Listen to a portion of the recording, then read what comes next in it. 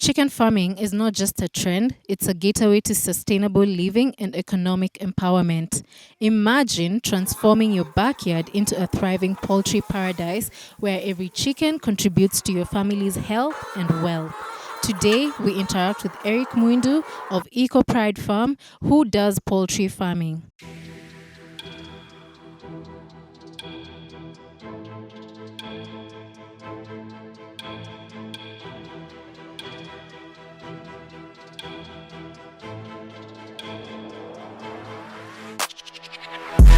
Ladies and gentlemen, as promised, niliwaambia leo nakuja na pedi wa mayai na mmekuwa mkiona ikitrend, lakini yeye anagonga na ni mayai. Mambo Eric. Fiti sana. Uko aje? Niko poa, uko aje? Niko fiti. Hebu ambia wase wewe ndio pedi wa mayai. Mimi naitwa Eric Muindu. Mimi ndio pedi wa mayai mtaa. Tuko mtaa gani? Kosio Kimau. Okay. So, guys, today's topic is going to be all about poultry farming, but sana tutakuwa tunaongelelea mayai. Si una focus na mayai sana, si ndio? Yes. Why did you decide to do, eggs layers? Ama inaitwaje? Hebu to educate me, sijui. So right now what you are doing commercial layers. So our main product ni mayai. Yes. Okay. And why did you decide to start this business and not any other business? Ama, because I've seen in poultry farming, it's quite wide. Kuna layers, kuna broilers, kuna ornamental birds. Why did you decide sana you want to do layers? So first of all, sequence na layers straight from the start. I began doing turkeys. From turkeys, we did exotic birds. Those are ornamental birds, akina silkies, brahmas. After that, that's when I decided to venture into layers, mainly because of the cash flow. Yes. Pesa muhimu. Pesa muhimu. So unatry kusema hizo zingine hazina do? Ziko na do, but they're seasonal. You know, when you're doing seasonal farming, you get to depend on a specific event. Let's say Christmas. For turkeys, we are depending on Thanksgiving to make our sales. Yeah. Kenya kuna watu wanafanya Thanksgiving? Mbaya. I thought hizo ni vitu za wase wako majuu. No, kuna mabombe the other side. People do take these things seriously. Yeah. Sawa. So why sana tunataka kujua like ini kitu umesomea, is it something that you're passionate about ama it's because of the money venye tu umesema? Ni biz. Yes, ni biz. I'm not well, I understand the ins and outs of chicken farming, just based on experience. I think this is the 4th year into chicken itself. So the returns are good. I think that's why I've been consistent and also growing gradually. So ni biz too. Okay. And for such a business and for such a setup, I know there's someone who's watching this na wanashanga like kwanza kitu kaa hii mse anahitaji capital ya kama pesa ngapi hivi? Well, you can always work with what you have. I tell people millions na taki 2. 5K.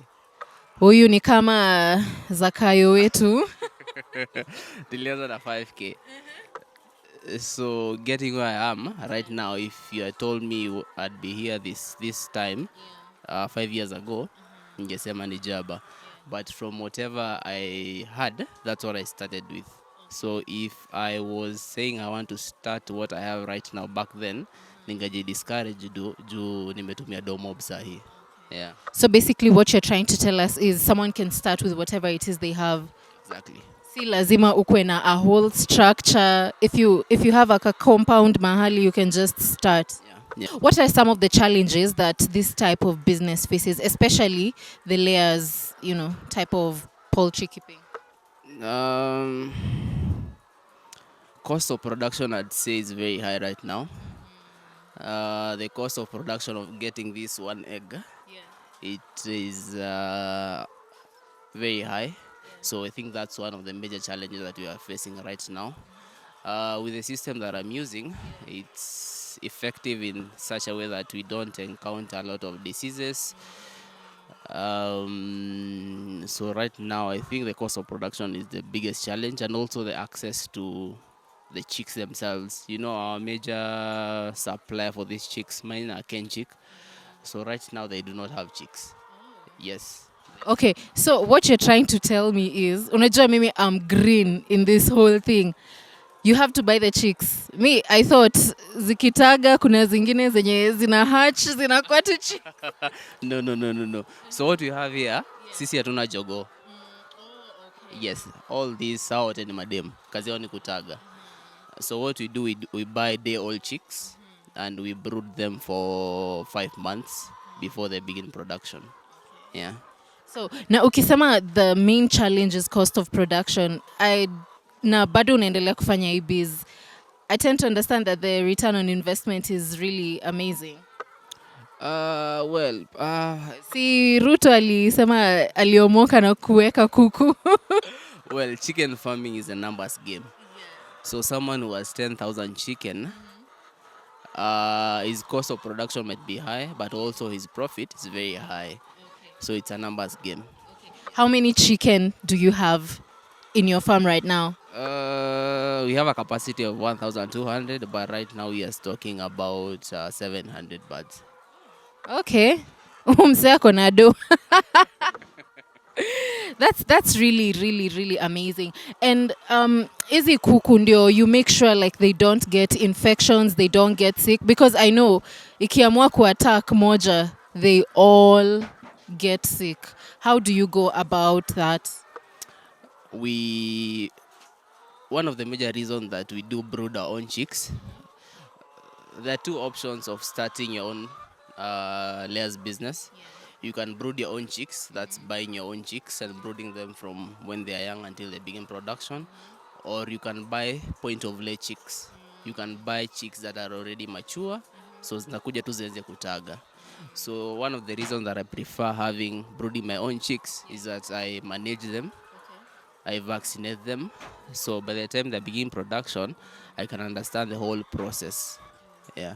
So is it something that you studied for, or is it hii information yote ulitoa wapi? YouTube ama mtu alikufunza? Because it looks like it needs a lot of information for you to actually go this business to go well.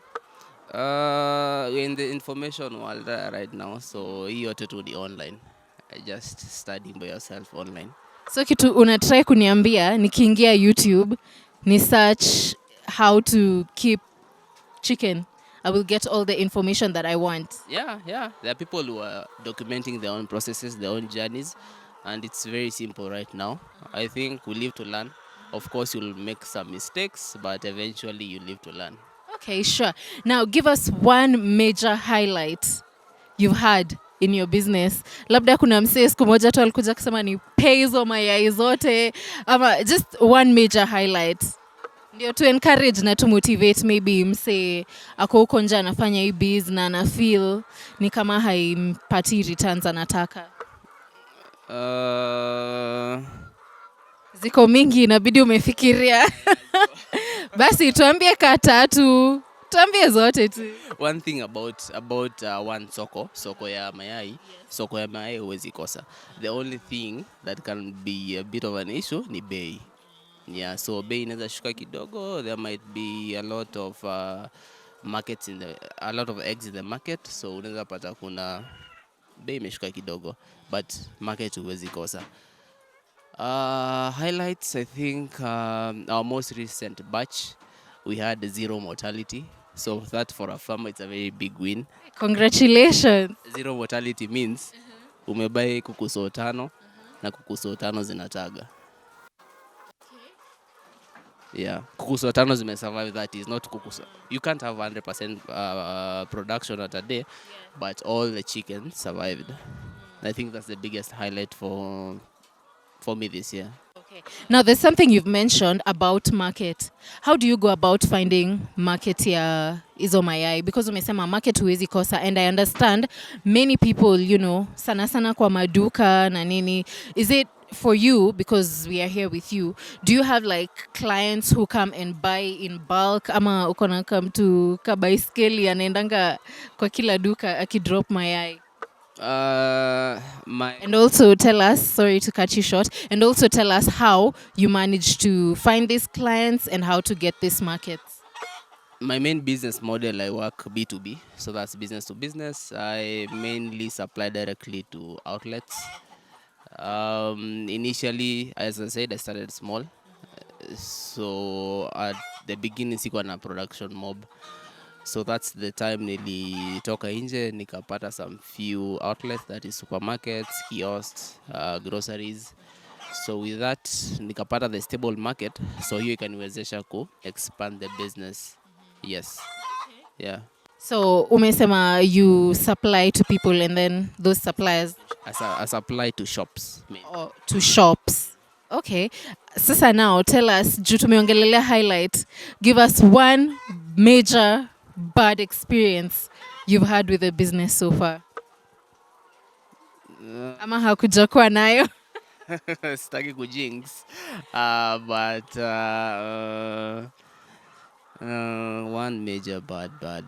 It doesn't have to be the chicken. Inaweza kuwa ni client fulani alikuja na ma mood swings kwa kazi. Just a bad experience. Na kama haiko pia useme tu haiko. Man, right now I can't think of any. I can't really. What the biggest challenge actually, kuku kianza production, tunakuwa na tumai tudogo hivi, tunakaa tu bano. So the issue is hizo market, hizo mayai kuuza ni ngumu. So utapata tumestack a lot of eggs that really we cannot sell.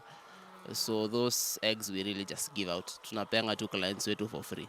For real, naweza kuwa client. Yeah. Tunawagongea mayai sahi tu. Hakuna zenye ziko za kupewa for free. No, ziko. They began production not kitambo sana, so we still have some small eggs. So ukiwa na hizo small eggs, is it, and let's say you maybe want to sell them because you want some profit, itabidi consider reduce price, ama how do you go about them? Na ushaikuwa tempted kukula stock?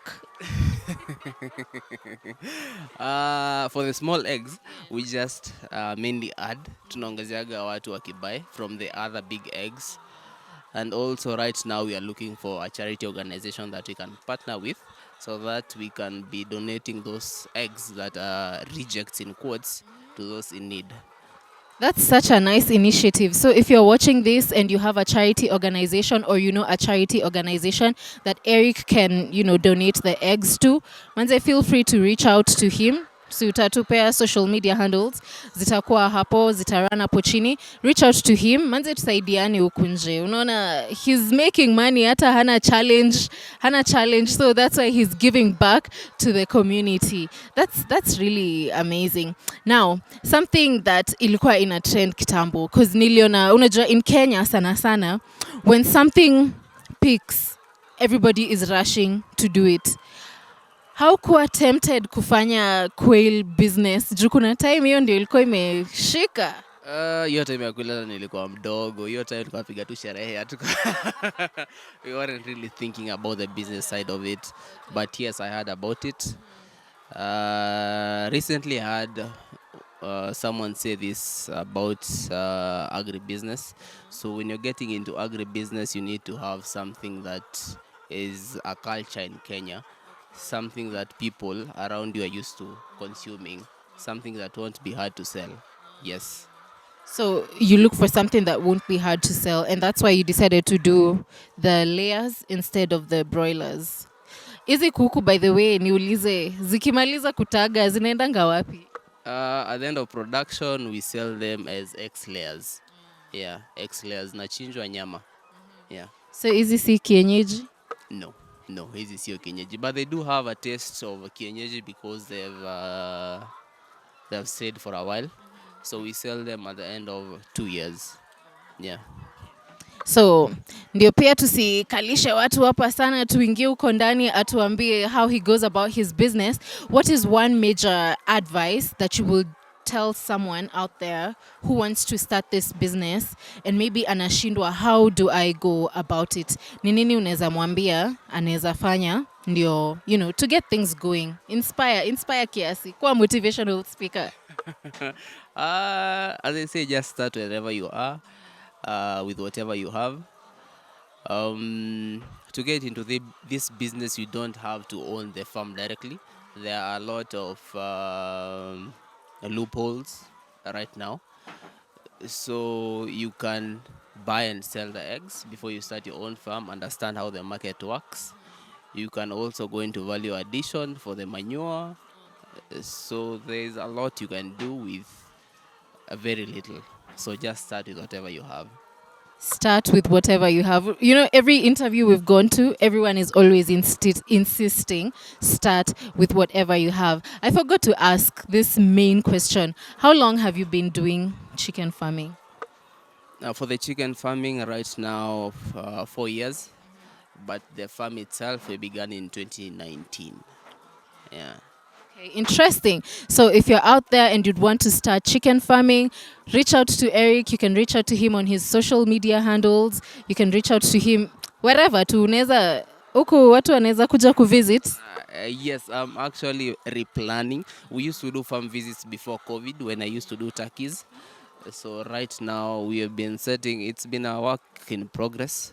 So right now I'm planning to reopen farm visits so I can also train some farmers on how to go about this business. That is amazing because I have a friend, she's called Salimo, and she does farm tours. She's really doing great in the agriculture space. I think you should link up with Salimo mfanye hii kitu ya makuku because she's invested in farm tours and all those things. Salimo, if you're watching this, Salimo wa kilimo, ndio nimekuplug hapa. Manze mlete watu wa learn about chicken farming as you've had. Yeye hananga bad experiences, so he's the best person to tell you about it. So acha tuingie huko ndani, atuambie a few things so that we can learn one or two things about the chicken.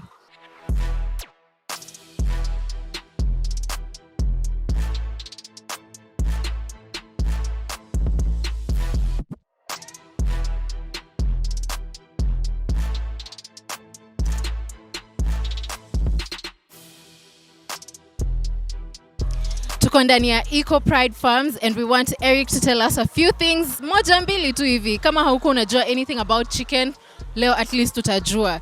Aya, tuelekeze. So what we have here is called the battery cage system. Okay. It's a very intensive system for rearing chicken, but it's more effective and the production is a bit higher. So our battery cages are called H-type. There are different types. Kuna A-type and H-type. Okay. So for us, we have done a little bit of customization because of the issue of space. So we've tried to make them a little bit shorter. So as you can see, they are a bit closer as compared to the rest that you've been seeing online that are A-type. That's naka heavy. Yeah. Okay. Yeah. So hizi umesema ni H-type. H-type. What makes them H-type? Is it how they look? Yes, the look of the cage, it looks like a letter H. The common cages are letter A. So that means they're a little bit spread apart. Okay. So all the droppings from the chicken go to the floor. But for us, we have manure trays on every section. On every level, we have manure trays to collect manure. So this manure, is it helpful in any way? Yes, it's organic manure. We, as of now, we are not processing it, Okay. but we do take it to another farm that we have where we just farm burgers. Oh. Yeah. Okay. So umesema yani umeamua itafanya kila kitu. Kuku itataga mayai, ikimaliza production iuzwe ikuwe ya nyama, manure, yani kila kitu. The other thing I've noticed, they have labels. What is the importance of labeling? You know, because naona B1, B2, B3. What's the importance of labeling? Business is a numbers game. So you can't know if you're making money if you don't have records.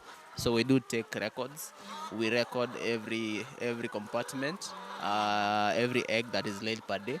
Then at the end of the month, we do check at the graph. We do have a graph of how the production on each cell is. Okay. Yeah. So on an average, do you know how many eggs the chicken lay in a day? Roughly, we collect about 600 eggs every day. Wow. Na mayai moja ni 17 bob. Hebu fanya hiyo hesabu. Yeah. So when you do you manage to sell all of them in that day, or do you like have some that you keep for yourself or sell in a span of days? It fluctuates. So most of our orders are on weekends. So we might have some eggs stacked up, but hazimalizi wiki. Yeah. Mayai huwa inaharibika? Yes, mayai, but it has a very long lifespan. Mayai huwa inaharibika ukichukua hii mayai uingize kwa maji ama uoshe. You'll have interfered with it. So for us, we just sell it as it is. So its life shelf is a bit higher. Yeah. So how do you get to know whether an egg is, because kuna zingine unapatanga maybe ukigonga and maybe you want to cook unapata imeharibika. How do you get to know kama mayai iko fiti ama imespoil? There is a theory ya kuweka kwa maji. Si nimesahau. But sasa like najua, but sasa imagine mimi nimekuja hapa, I know the eggs are okay, nimeenda nimeshaanza kupika, unataka kuniambia every time before nigonge mayai lazima niweke kwa maji, because I know if it's okay it has to sink, if it's bad it floats. Is there like any other different way of knowing like the quality of the egg without dipping it in water?